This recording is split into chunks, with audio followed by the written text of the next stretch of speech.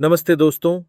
आज हम एक महत्वपूर्ण घटना पर चर्चा कर रहे हैं जिसने भारत और जापान के बीच रक्षा संबंधों को नई दिशा दी है।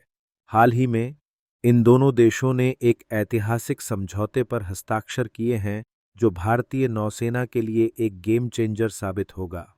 यह समझौता भारतीय युद्धपोतों की चुपके हमले की क्षमता को काफी बढ़ा देगा, जिससे समुद्री सुरक्षा में एक नया आयाम जुड़ जाएगा। हम जिस तकनीक की बात कर रहे हैं वह यूनिकॉर्न मस्त है।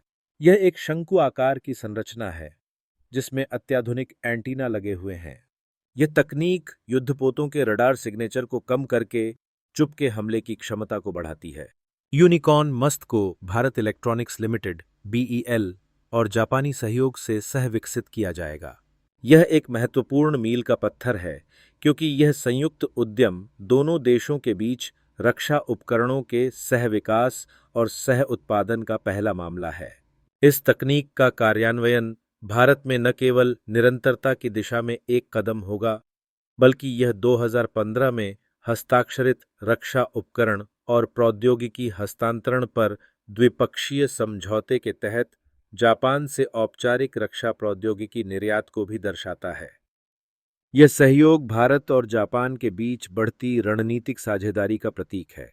दोनों देश अपनी रक्षा क्षमताओं को मजबूती प्रदान करने के लिए सहमत हुए हैं, विशेष रूप से भारत प्रशांत क्षेत्र में चीन की बढ़ती राजनीतिक और सैन्य मुखरता का सामना करने के लिए। भारत की यह नई साझेदारी सामरिक दृष्टिकोण से बेहद महत्वपूर्ण है।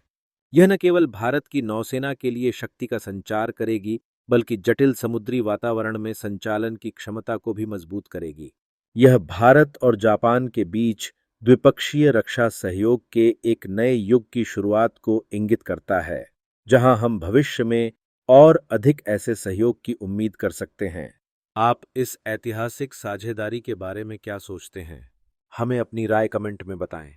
जैसा कि हम इस नई समझौते के प्रभावों पर आगे बढ़ते हैं, हमारी चैनल को लाइक, शेयर और सब्सक्राइब करना न भूलें ताकि आप नवीनतम रक्षा समाचारों से अपडेट रह सकें। धन्यवाद।